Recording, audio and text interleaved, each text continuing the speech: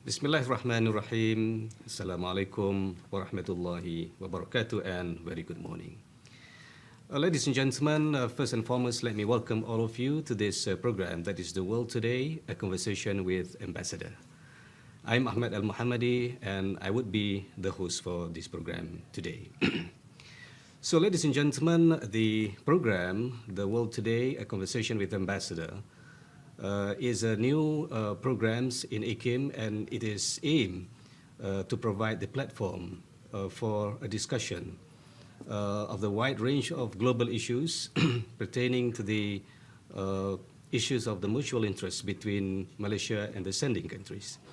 So by doing so, then we can have a better understanding about the efforts taken by various countries in addressing certain issues and also policies that their country is adopting. So today, we are, Alhamdulillah, we are honored to have the presence of the Palestinian ambassador, that is His Excellency Mr. Walid Abu Ali, who are here this morning to speak to us. So, Assalamu alaikum, His Excellency. Alaikum assalam wa rahmatullahi wa barakatuh. Welcome to the show, welcome to the program. Thank you very much for hosting me today, and it's an honor for me to be with you. I know how much the Palestinian cause is important to all Malaysians, and it's the issue always given a priority in Malaysia, publicly and privately. Yes, thank you very much. So before we start our discussion, let me introduce to you our guest. That is His Excellency Mr. Walid Abu Ali. He was born in the 26th of June 1957. Graduated from the Bethlehem University in Palestine in 1980s. And from 1994 to 2002, head of the International Relations Department, Ministry of Interior, the State of Palestine. 2002 and 12 until 2012, the Director General of Analysis and Information, Minister of Interior, the State of Palestine, and 2012 and until 2018, Ambassador of the State of Palestine to the Islamic Republic of Pakistan. And currently, he is from 2018 until now, Ambassador of the State of Palestine to Malaysia. So, welcome to the program again, His Excellency. So to begin with, how long that you've been here in Malaysia, and how do you find Malaysia so far? Well, actually, I've been appointed on 2018 as an ambassador to Malaysia, as well as unresident ambassador in Thailand, in Brunei, and in Maldives. As well as I used to cover Philippines beside in addition to the mentioned countries. Of course, repeatedly, I started my 5th year just last week. Although 2 years were we were challenged with the COVID-19, so if you ask any diplomat, it's hard to count 2 years because we were facing globally the challenge of the COVID-19. So we didn't go around, we didn't move, we were under the MCO. So in numbers, yes, I've been here 4 years, but practically we served 2 years in Malaysia as free diplomats without COVID-19. So Alhamdulillah, Malaysia succeeded in successfully go through all the challenges of the COVID-19, and I do congratulate all authorities in Malaysia for the great success in countering this pandemic. I traveled to Maldives, I traveled to Brunei. I still am waiting to present my credentials to Thailand. Inshallah, it will happen soon. So 5 years in Malaysia with my family, I always feel like I'm in my second home. As a Palestinian, repeatedly I said I don't have to promote Palestine to Malaysians. wherever we go, we feel as Palestinians, even through our community, we have a big community in Malaysia. We always welcomed, and we always seen in the hearts of all Malaysians. So that's a credit for us as Palestinians to be in Malaysia. As an ambassador, I don't have to promote Palestine to Malaysia. Whenever Palestine is mentioned, we are very much welcomed by all Malaysians. Yes, and I believe that this sentiment is also felt by many Palestinians here in Malaysia because they really feel at home. And I think it is also attributed of our long-standing relation between Malaysia and Palestine. So if you look back in history, since our independence, Malaysia has become the champion for the Palestinian struggle since the beginning. And we have a long history of that. And our Prime Minister was very vocal supporting the Palestinian cause, and from the first Prime Minister until today. So we are going to find out and to find out your view and your insight about the history of our relation and how actually this history benefit both parties, both countries, Malaysia and the Palestine. You're welcome. Very important question, and re-emphasizing and clarifying the history until present between Malaysia and Palestine. I can touch so many important touches. Regardless of who is the Prime Minister in Malaysia, which political party, Palestine always unify Malaysians, even if they have some differences among them. When it comes to Palestine, all Malaysians are united in terms of the Palestinian cause. From the beginning, from the day of independence, Malaysia never changed.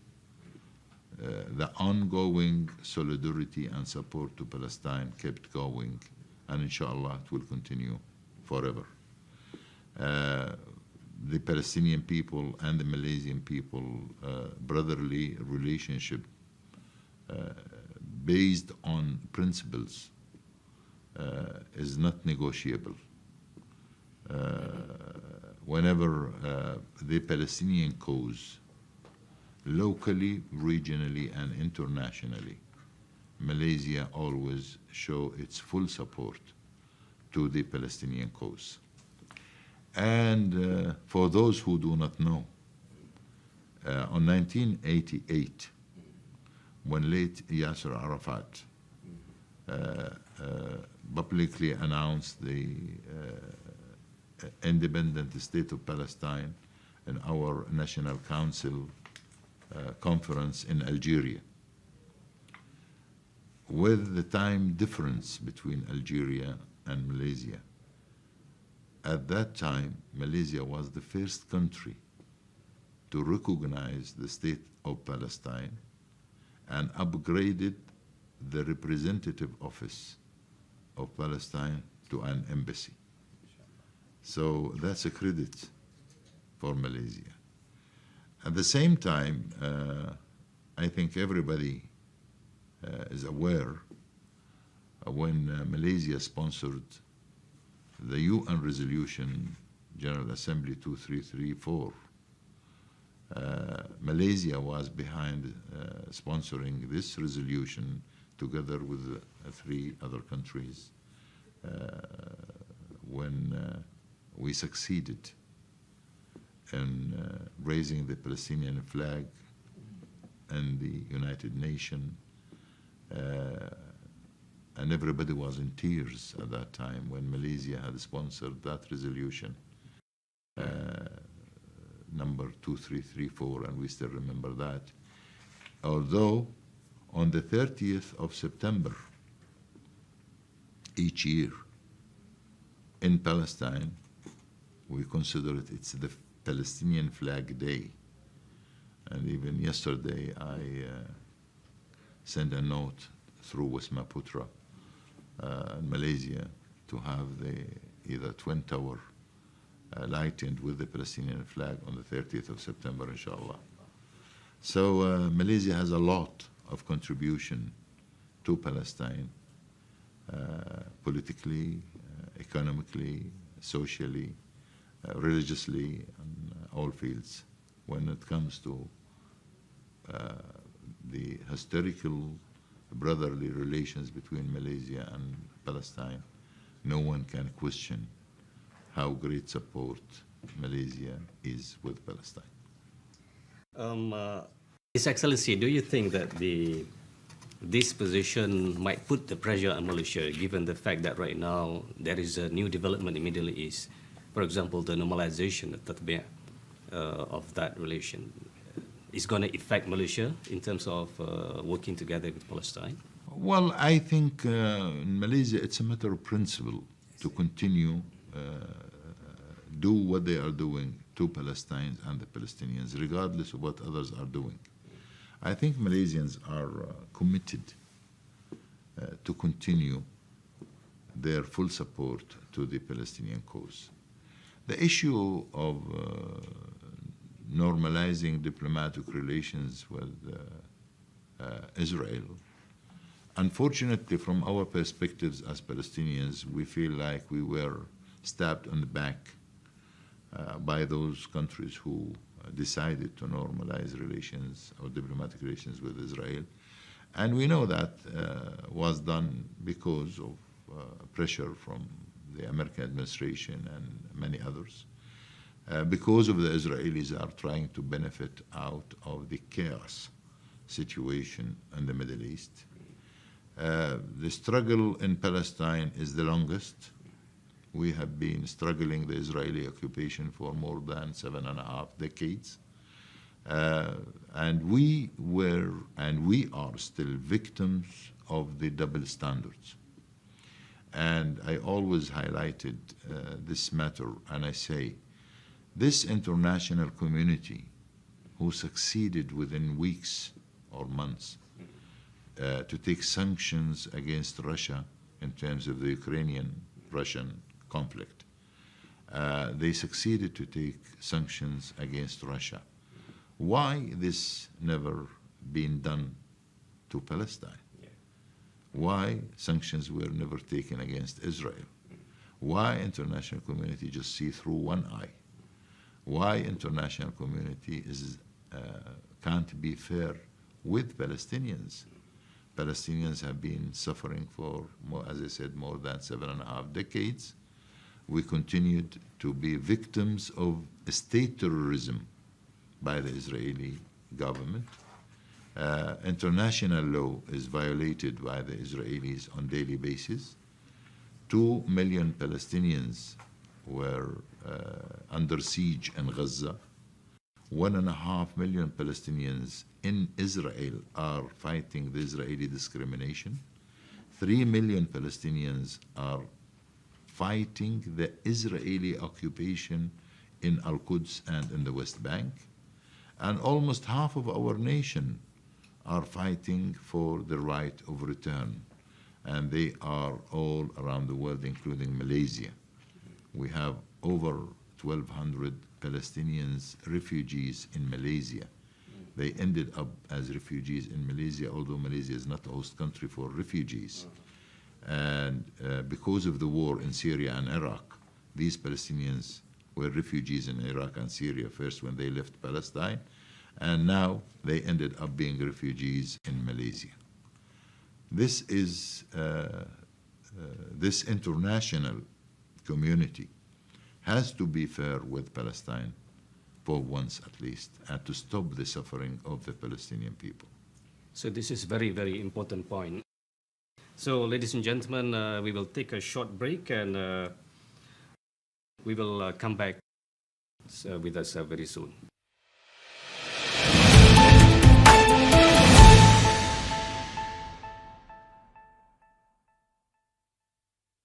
So, ladies and gentlemen, welcome back to the program. And for those people who just joined us, this is the World Today Conversation with Ambassador. So, His Excellency, just now we were talking about the atrocities committed by the State of Israel against the Palestinian, and based on my readings, I have observed that there are some, when we look at the atrocities committed in terms of bombing, shooting, and the imprisonment of the Palestinian for a very long time, the torture, and so on, and it is well recorded by the United Nations agencies and so on. And I noticed that there are some people, not only among the neighboring country, but inside Israel itself, some people who start to see that there is something wrong has been done by the state of Israel. So what is your take on this? Well, a very important point you just touched, Amin, and let me go back to what I mentioned to you earlier. When Israel was created in 1948, there are at the moment about 1.5 million Palestinians in Israel, and they hold the Israeli citizenship. They participate on the election, and they are represented in the Israeli parliament.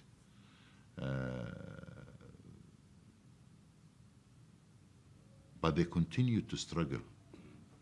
They are struggling against the discrimination in Israel.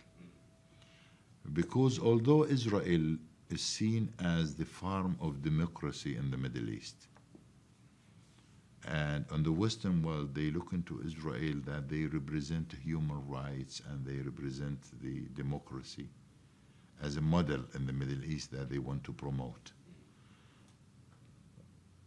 But within Israel, discrimination is there. Within the Jewish community, if you are a Jew in Israel, it depends where did you come from.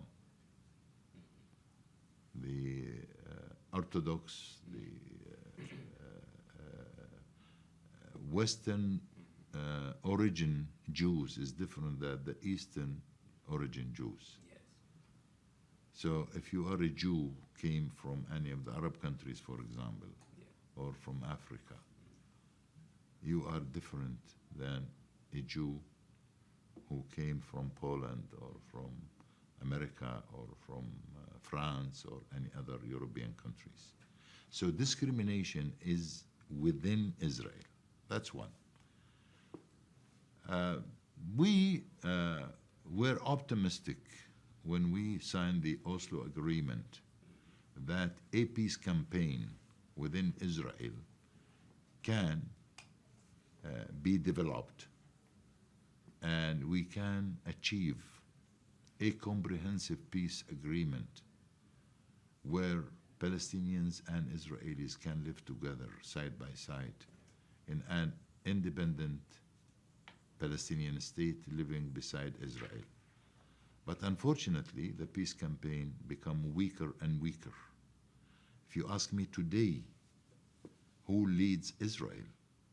Israel is led by the most extremist groups, the settlers who rule Israel at the moment. They have within the cabinet number of ministers who are settlers, although all settlements are considered illegal as per the international law. But the Israeli government had chose to continue expanding and creating more and more settlements on the Palestinian territories, trying to destroy any hope for a final status peace agreement between Israel and the Palestinians. These voices in Israel who are in favor of recognizing Palestinian rights as a human are very weak voices. And unfortunately, it's coming out of retired Israeli leaders in general. And there are so many examples. I don't want to go through names, but there are so many examples When they were in power, when they were behind the steering, when they were a decision maker, they were involved in killing of innocent Palestinian peoples. They were involved in targeting Palestinians. So is that consciousness came after they leave the position? Maybe, but at the moment, Yes. nobody listened to them in Israel. They won't affect the Israeli general opinion. Are not convincing, because when you were a decision maker, when you were leading, all Israelis serve in the army. So they have a history of being involved in a crime against Palestinians. If international community, if international human rights institutions look into crimes carried out against Palestinians by Israelis, a list of thousands of Israelis must be brought to justice, must be brought to international institution, ICC, and they must be taken to court against what they had did against Palestinians. Okay, now let us go back again to the normalization, because that is quite worrying, as you mentioned earlier. Maybe, the Arab world, after seeing that the conflict has been going on for more than a decade, more than 60 years now. 70 plus. 70 plus years, yes. So maybe the modern Arab leaders start to see that maybe we can try a different tack, a different strategy. So perhaps that's the reason why they go for normalization. So is that the rationale behind it in your view? Listen, let me just go and clarify the following. Okay. Israel approached the biggest Arab country, which was Egypt. And they had a peace treaty with Anwar Sadat through Camp David, and they signed a peace treaty more than 50 years ago.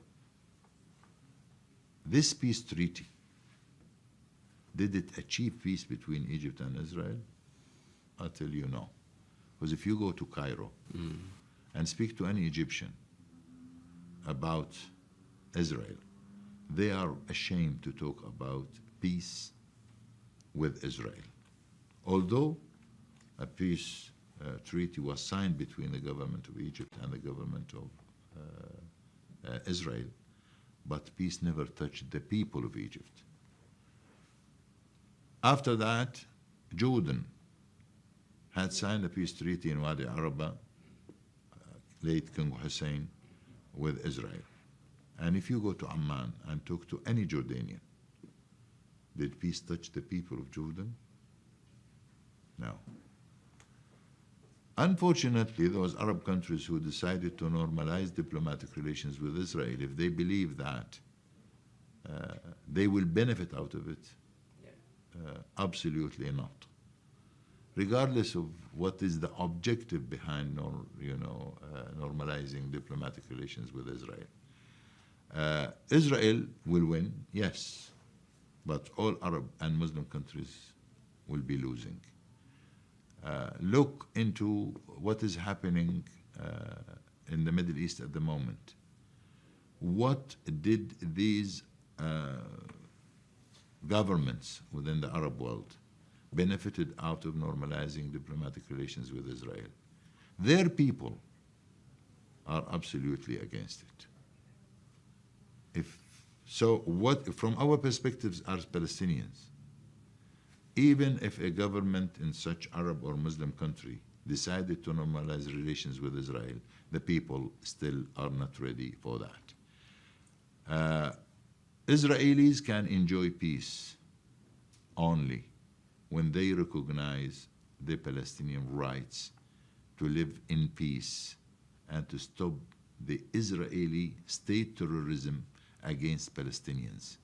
That's the time when all Muslim Ummah, the 1.7 billion Muslims around the globe, will normalize relations with Israel. Without putting an end to the Palestinian suffering, Israelis will never enjoy peace. What we can't achieve, our sons and grandsons will achieve. And the Israelis, the Americans, and all Western world know this very well. The core issue, the cornerstone of any stability or settlement in the Middle East is the Israeli-Palestinian conflict. Without that, without putting an end to the Palestinian suffering, Israelis will never enjoy peace. So, His Excellency, so right now, if we look around the countries in the Middle East, for example, we have ISIS who are fighting the regime of Bashar Assad, as they say it, and many other countries, for example, in Yemen, there is a war happening in there, but not in the Palestine. What is the approach that the Palestinian people take in dealing with the state of Israel in that context? Then? Because we don't find people are going there for jihad, of course. There must be some kind of wisdom that the Palestinians have in dealing with its own affairs by not inviting other people to come to Palestine to fight. And, they did, we can see that they did in Syria, they did this in Yemen and other part of the Arab world. So what is the approach that the Palestinian From our perspective, unfortunately, when you mentioned ISIS, you mentioned Al-Qaeda, yeah. All these terrorist groups around the globe, Yeah. we as Palestinians counter terrorism as members of the international community. We believe in countering terrorism. Yeah. But what the Israelis are doing is a state terrorism against our people. When you talk about Al-Qaeda or about ISIS, did they ever take an action against Israel? Did ever they just try to do something against Israel? And I can tell you clearly, no, they never. Why they decided to choose to fight in Syria or in Iraq or in Yemen or in Libya or any of the Arab countries, that give you a signal of who's behind creating all these extremists or these terrorist groups. But since they were created, I can't remember just one single incident that they took against Israel. So that's highlight, a very major question. Are they jihadis? Are they fighting for the benefit of... Islam has been misinterpreted and misread because of these groups. On the Western world, the Islamophobia. This was created to serve an agenda, a political agenda somewhere.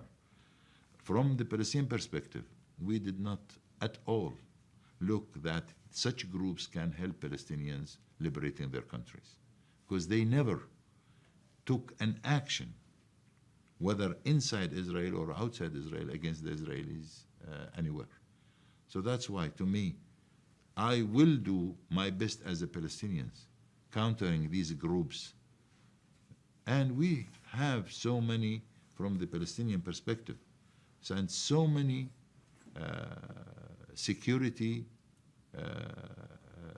MOUs, more than 87 MOUs signed by so many countries around the world, where we participate and we contribute with the international community countering these terrorist groups.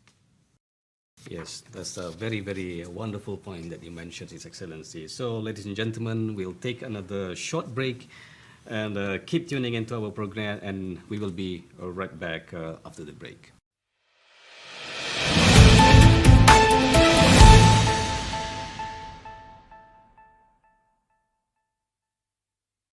So, ladies and gentlemen, welcome back to the program. And for those people who just joined us, this is The World Today, a conversation with Ambassador. So, His Excellency, just now we talked a lot about what's happened in the Palestine and also in the Israel, but right now, let us come back to Malaysia. And you, as the ambassador of the Palestine in Malaysia and also in the Southeast Asia, what is your hope and expectation on the relation between Malaysia and the Palestine in the next, say, 10 to 15 years?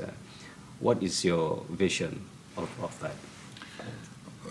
My hope is to host Malaysians in a free state of Palestine and to pray together in Al-Aqsa Mosque. That's my hope. Expectations, there's a lot that I'm expecting. And let me share with you, at the moment, the 77th session of the General Assembly's meeting taking place in New York. Our president arrived to New York yesterday, and Prime Minister of Malaysia will be joining as well. We, through the embassy, together with Wisma Putra and our foreign ministry, had arranged a bilateral meeting between our President Mahmoud Abbas and Dr. Sri Ismail Sabri. They will be meeting in New York, inshallah, to discuss and brief on bilateral Palestinian-Malaysian relationship. And inshallah, we will be signing 4 MOUs on health, on religious affairs, on tourism, on tourism, tourism, and on joint discussion between political affairs between Palestine and Malaysia. So that's an encouragement for the bilateral relation between Malaysia and Palestine.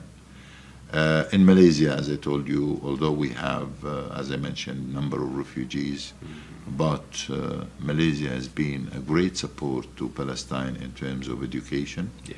We have over 1,000 Palestinian students all over Malaysian governmental and private universities. Majority of them are on postgraduates. The credit we have as Palestinians in general, in many of the universities, Palestinian students treated as Malaysians. So that's a credit that our students enjoy in Malaysia. We have a huge alumni of Palestinian graduates who graduated from the Malaysian universities.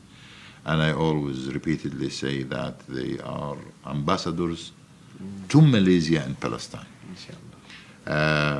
Although Malaysians still can join our Palestinian universities, but what I'm trying to do of having a university-to-university MOU to encourage more and more academists and students from Palestine and Malaysia to have some joint projects in terms of transfer programs or benefit out of the capabilities of what Malaysia has that we don't have, and how can we help from our perspective Palestinians to the Malaysian universities in terms of Arabic language or Islamic affairs and so on and so on. Of course, the religious affairs MOU is ready to be signed as well. That's where cooperation in terms of Islamic affairs between the Ministry of Religious Affairs in Palestine and Malaysia, there's a lot that we can do together. And I know how important is Al-Aqsa Mosque to all Malaysians. And let me share with you, yesterday the Israeli crime continued when they had arrested the Director General of Al-Aqsa Mosque, Sheikh Omar Qaswani.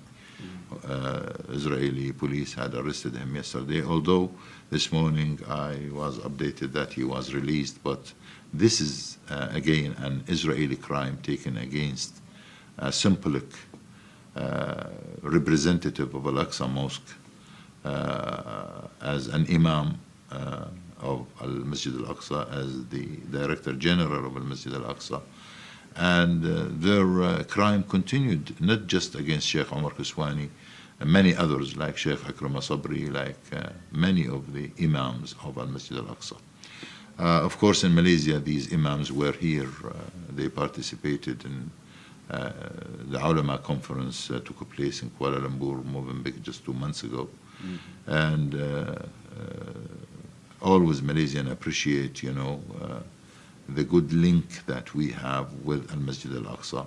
When the Israeli invade Al-Masjid Al-Aqsa, or when they invade in Gaza, where they invade and kill and target Palestinians, Malaysians immediately react and show their support and solidarity to Palestine. Of course, the latest function we had in Malaysia was the Halal Mihaz Expo, and we have a huge participation from the Palestinian business community, especially through the medjool dates and the olive oil and some Palestinian sweets. Our booth was considered by Matrade as one of the best who participated on the 2022 Halal Expo in Malaysia. That will encourage more and more businesses between Malaysia and Palestine. And I know how much medjool dates is welcomed in Malaysia, and Malaysians do like the medjool dates, especially during the holy month of Ramadan.